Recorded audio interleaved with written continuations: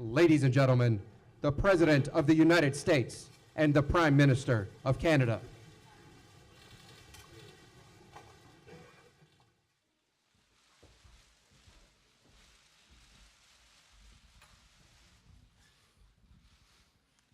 Thank you.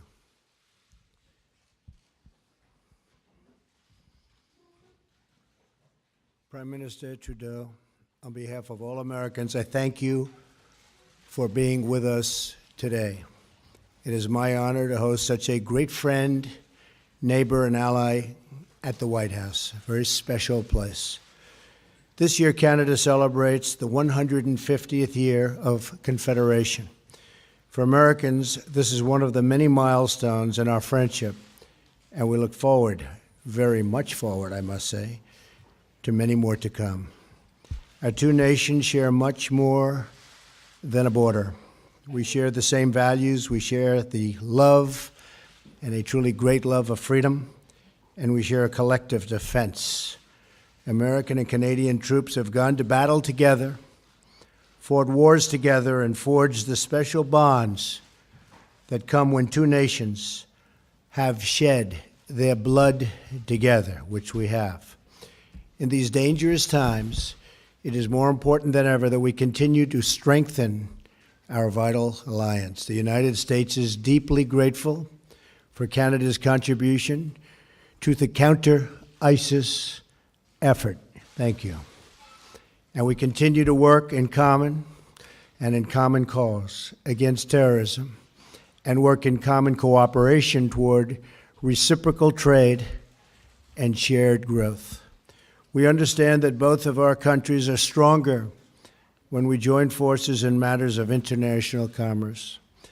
Having more jobs and trade right here in North America is better for both the United States and is also much better for Canada.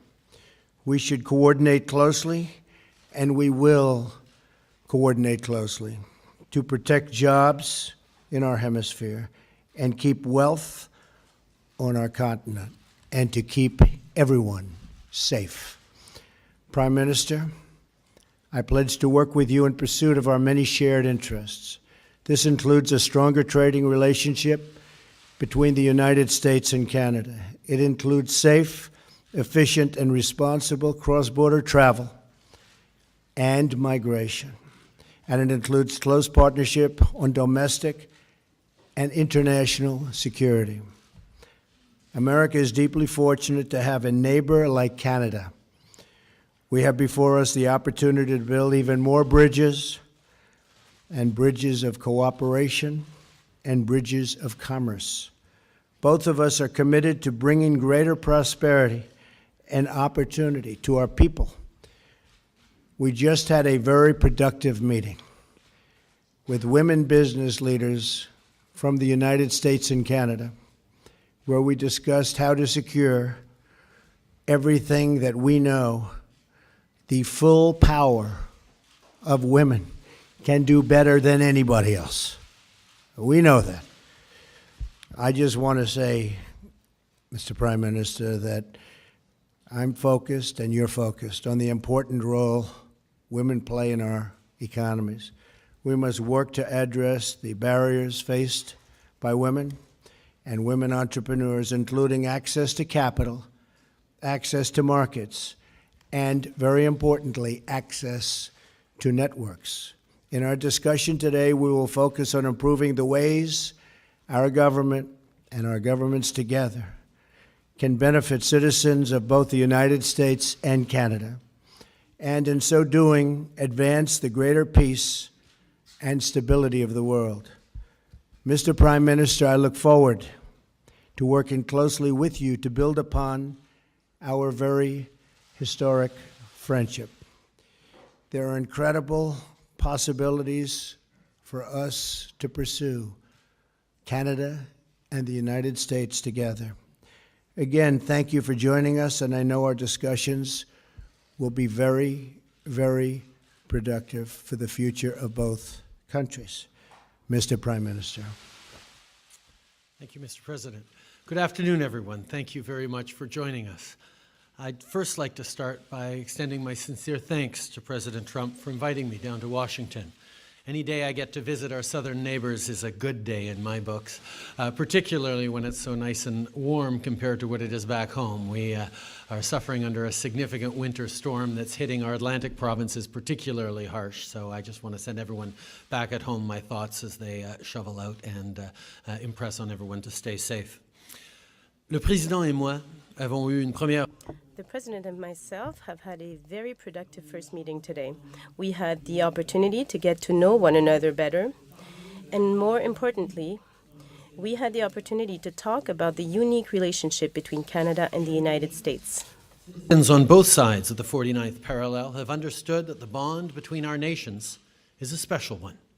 No other neighbors in the entire world are as fundamentally linked as we are. We've fought in conflict zones together, negotiated environmental treaties together, including 1991's historic air quality agreement, and we've entered into groundbreaking economic partnerships that have created good jobs for both of our peoples. Canadians and Americans alike share a common history, as well as people-to-people ties that make us completely and totally integrated. Our workers are connected by trade, transportation, and cross-border commerce. Our communities rely on each other for security, stability, and economic prosperity. Our families have long lived together and worked together. We know that more often than not, our victories are shared. And just as we celebrate together, so too do we suffer loss and heartbreak together. Through it all, the foundational pillar on which our relationship is built is one of mutual respect. And that's a good thing, because as we know, relationships between neighbors are pretty complex, and we won't always agree on everything. But because of our deep, abiding respect for one another, we're able to successfully navigate those complexities and still remain the closest of allies and friends. Make no mistake, at the end of the day, Canada and the US will always remain each other's most essential partner. And today's conversations have served to reinforce how important that is for both Canadians and Americans. As we know, 35 US states list Canada as their largest export market, and our economies benefit from the over $2 billion in two-way trade that takes place every single day. Millions of good middle-class jobs on both sides of the border depend on this crucial partnership. Maintaining strong economic ties is vital to our mutual success, and we're going to continue to work closely together over the coming years so that Canadian and American families can get ahead. Comme nous le savons, le Canada représente le plus grand... As we know, 35 U.S. states list Canada as their largest export market, and our economies benefit from the over $2 billion in two-way trade that takes place every single day. Millions of good middle-class jobs on both sides of the border depend on this crucial partnership. Maintaining strong economic ties is vital to our mutual success, and we're going to continue to work closely together over the coming years so that Canadian and American families can get ahead. That President Trump and I discussed today. At the end of the day, the President and I share a common goal. We both want to make sure that hard-working folks can go to work at a good job, put food on the table for their families, and save up to take a vacation every once in a while. That's what we're trying to do here. Today, we reiterated that our nations are committed to collaborating on energy infrastructure projects that will create jobs while respecting the environment. And as we know, investing in infrastructure is a great way to create the kind of economic growth that our countries so desperately need. In that same vein, we know that ensuring equal opportunities for women in the workforce is essential for growing the economy and maintaining American and Canadian competitiveness on the world stage. As such, the President and I have agreed to the creation of the Canada-United States Council for Advancement of Women Entrepreneurs and Business Leaders. This initiative is more than just about dollars and cents. This is about ensuring that women have access to the same opportunities as men and prioritizing the support and empowerment of women who are senior business leaders and entrepreneurs. In doing so, we'll grow the Canadian and American economies and help our businesses prosper. Et finalement, le président Trump et moi. Finally, President Trump and myself have agreed to work together to fight against the traffic of opioids across our border. The rise of illegal use of opioids in our society is nothing less than a tragedy. We will do everything we can to ensure the safety of Canadians and Americans. Ladies and gentlemen, President Trump, I know that if our countries continue to work together, our people will greatly benefit from this cooperation. Time and again, that in order to tackle our most pressing issues, both foreign and domestic, we must work with our closest allies, learn from each other, and stand in solidarity as a united voice. With a level of economic and social integration that is unmatched on the world stage, Canada and the United States will forever be a model example of how to be good neighbors. Winston Churchill once said, "That long Canadian frontier from the Atlantic to the Pacific Oceans, guarded only by neighborly respect and honorable obligations, is an example to every country and a pattern for the future of the world." That, my friends, is the very essence of the Canada-US relationship. I look forward to working with President Trump over the coming years to nurture and build upon this historic partnership. Once again, it's a tremendous pleasure to be here in Washington. Merci beaucoup. Thank you very much. Okay, we'll take a couple of questions. Scott Thurman. Scott. Thank you, Mr. President. Thank you. You just spoke about the desire to build bridges, although there are some notable and philosophical differences between yourself and Prime Minister Trudeau. I'm curious, as you move forward on issues from trade to terrorism, how do you see this relationship playing out, and are there any specific areas with which, during your conversations today, you each decided to perhaps alter or amend your stances already on those sensitive issues like terrorism and immigration? And Prime Minister Trudeau, while only in its infancy so far, how do you see this relationship compared to that under the Obama administration? Well, we just began discussions. We are going to have a great relationship with Canada, maybe as good or better, hopefully, than ever before. We have some wonderful ideas on immigration. We have some, I think, very strong, very tough ideas on the tremendous problem that we have with terrorism. And I think when we put them all together, which will be very, very quickly, we have a group of very talented people, we will see some very, very obvious results. We're also doing some cross-border things that will make it a lot easier for trade and a lot better and a lot faster for trade. We have, through technology, we have some really great ideas, and they'll be implemented fairly quickly. One of the things we spoke about was the fact that security and immigration need to work very well together, and certainly Canada has emphasized security as we look towards improving our immigration system and remaining true to the values that we have. And we had a very strong and fruitful discussion on exactly that. There's plenty that we can draw on each other from in terms of how we move forward with a very similar goal, which is to create free, open societies that keep our citizens safe. And that's certainly something that we're very much in agreement on. Tana McCharles. Mr. President, Mr. Prime Minister, and Mr. Prime Minister, could you answer in English and French for us, please? A little bit of a follow-on on my American colleague's question. President Trump, you seem to suggest that Syrian refugees are a Trojan horse for potential terrorism, while the Prime Minister hugs refugees and welcomes them with open arms. So I'd like to know, are you confident the northern border is secure? Can never be totally confident, but through the incredible efforts already, I see it happening, of formerly General Kelly, now Secretary Kelly, We have really done a great job. We're actually taking people that are criminals, very, very hardened criminals in some cases, with a tremendous track record of abuse and problems, and we're getting them out.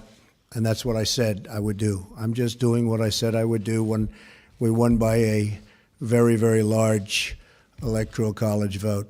And I knew that was going to happen. I knew this is what people were wanting. That wasn't the only reason. That wasn't my only thing that we did so well on, but that was something that was very important.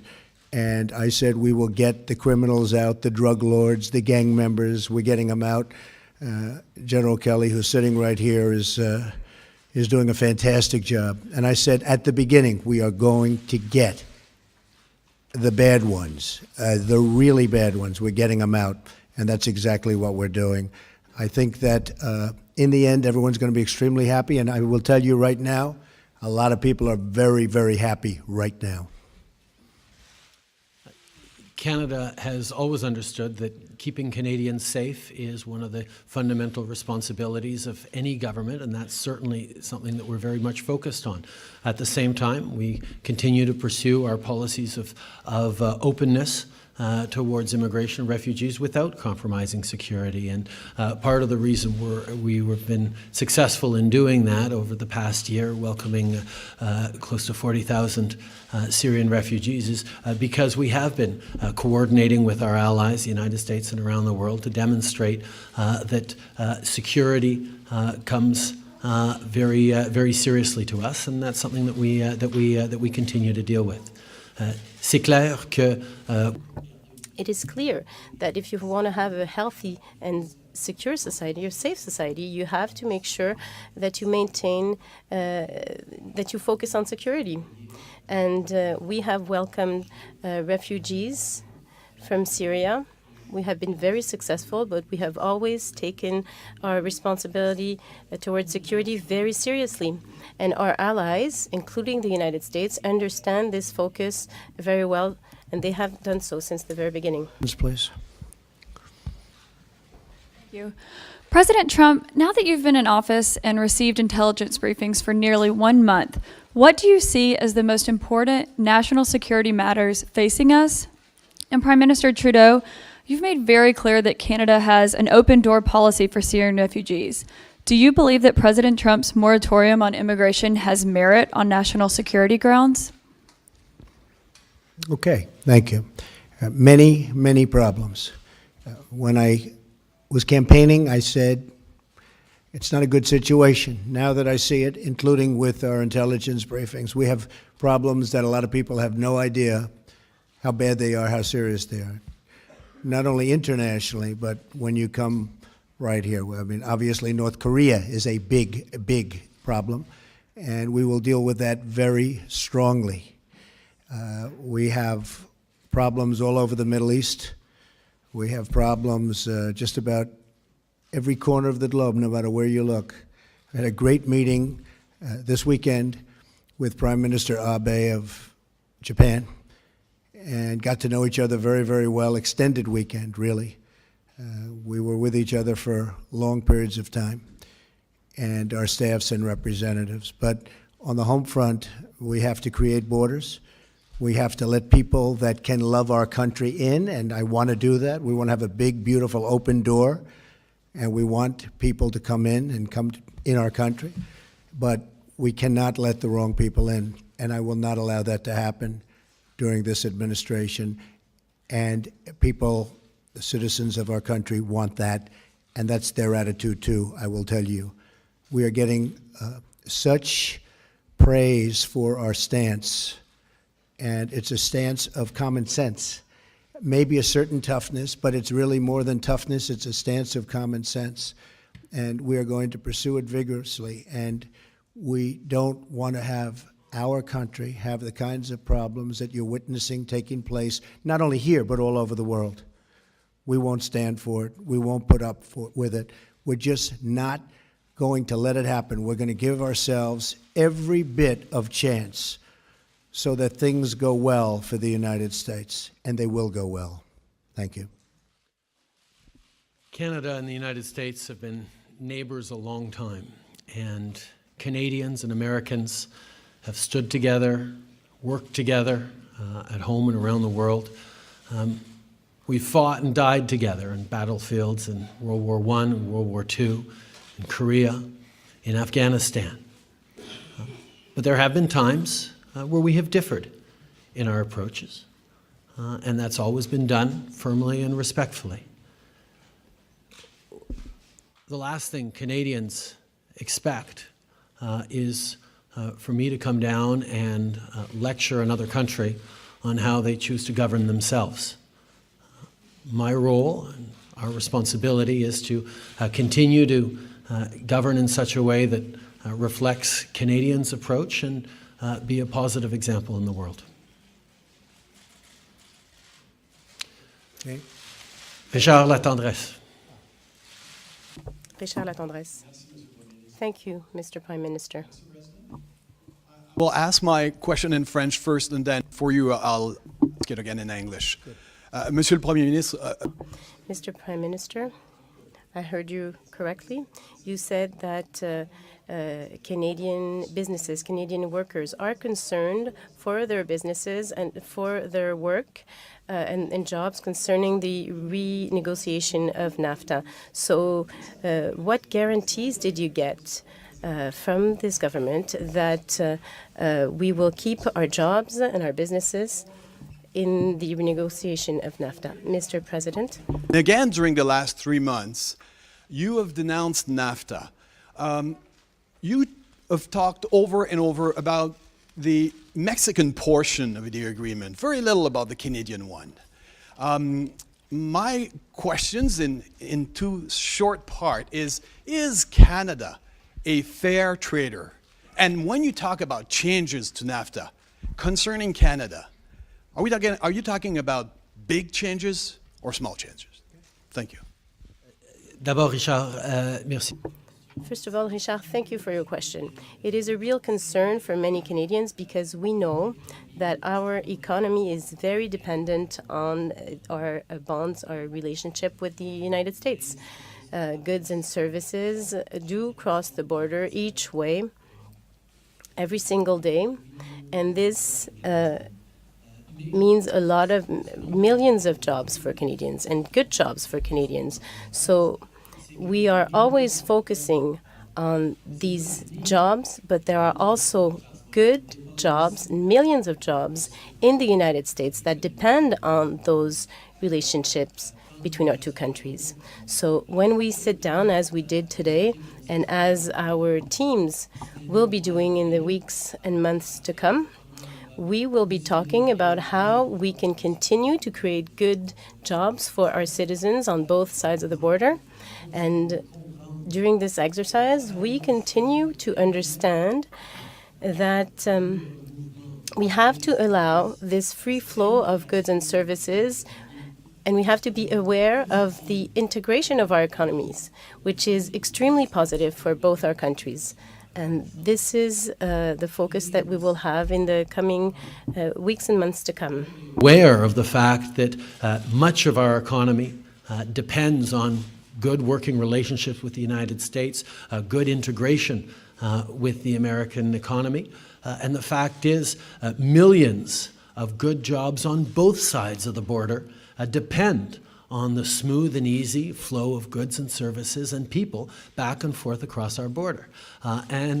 Both President Trump and I got elected on commitments to support the middle class, to work hard for people who need a real shot at success. And we know that by working together, by ensuring the continued effective integration of our two economies, we are going to be creating greater opportunities for middle-class Canadians and Americans now and well into the future. I agree with that 100%. We have a very outstanding trade relationship with Canada. We'll be tweaking it. We'll be doing certain things that are going to benefit both of our countries. It's a much less severe situation than what's taken place on the southern border. On the southern border, for many, many years, the transaction was not fair to the United States. It was an extremely unfair transaction. We're going to work with Mexico. We're going to make it a fair deal for both parties. I think that we're going to get along very well with Mexico. They understand and we understand. You probably have noticed that Ford is making billions of dollars of new investments in this country. You saw Intel the other day announce that because of what I've been doing and what I'm doing in terms of regulation, lowering taxes, et cetera, they're coming in with billions and billions of dollars of investment and thousands of jobs. General Motors, likewise, is expanding plants and going to build new plants. Fiat Chrysler was at a meeting where they're doing the same. Jack Ma, we have so many people that want to come into the United States. It's actually very exciting. I think it's going to be a very exciting period of time for the United States and for the workers of the United States, because they have been truly the forgotten man and forgotten women. It's not going to be forgotten anymore, believe me. So our relationship with Canada is outstanding, and we're going to work together to make it even better. And as far as the southern border is concerned, we're going to get that worked out. We're going to make it fair, but we are going to make it so that everybody is happy. It's very important to me. Thank you. Thank you very much. Thank you, ladies and gentlemen. Thank you very much.